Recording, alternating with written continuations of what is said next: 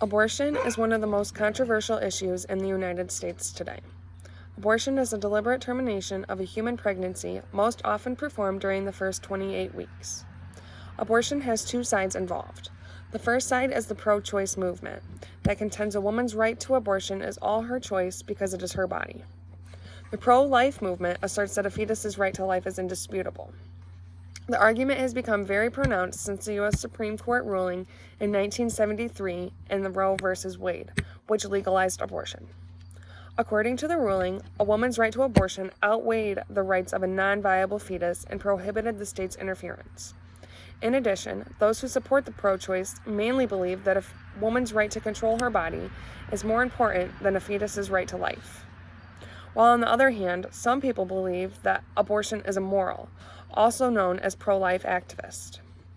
Supporters state that abortion is immoral because life begins at conception. Pro-life supporters also believe that the practice of abortion can lead to medical problems. Abortion has a long history. In the past, it was done using crude tools such as sharpened tools, physical trauma, and other traditional methods. With advancements in the field of medicine, contemporary methods are now used and have evolved in the use of medication and surgical procedures. Each country has different laws, cultural views, and religious states on how they view abortion. Countries such as the United States and Britain have heated politics surrounding the issues of abortion and pro-life and pro-choice campaigns. Most governments in the developed countries have legalized abortion. Many developing and underdeveloped countries have not legalized abortion and have no control in what is done by the medical personnel. Abortion and childbirth complications have been the leading cause of maternal deaths over the world. In the 21st century, maternal deaths have declined since technology has evolved and family planning and the use of contraceptions have also evolved.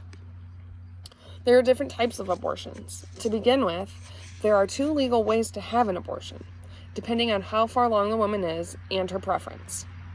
The first option is called the abortion pill, which can be used until the 10th week of pregnancy. This is a process that includes the doctor giving the expectant mother a pill in the clinic and then another one to take at home. These two pills cause cramping and bleeding to empty the uterus. Moreover, the second procedure is called an in-clinic abortion, which is using suction to remove the embryo from the uterus. There are two types of in-clinic abortions. One is called suction abortion, and the other is called dilation and evacuation, also known as D&E. To further explain, suction abortion uses gentle suction to empty the uterus, usually performed when the woman is 14 to 16 weeks pregnant. On the other hand, D&E is another suction method. However, it uses the use of medical tools to empty the uterus. D&E can be performed after the carrying mother is 16 weeks pregnant up until the end of pregnancy. This is only performed if the mother's life is in danger due to the pregnancy complications or labor complications. Abortions can affect each woman differently, ranging from emotional and physical side effects. The emotional side effects could potentially include suicidal thoughts or feelings, severe depression, eating disorders, regret, and anger.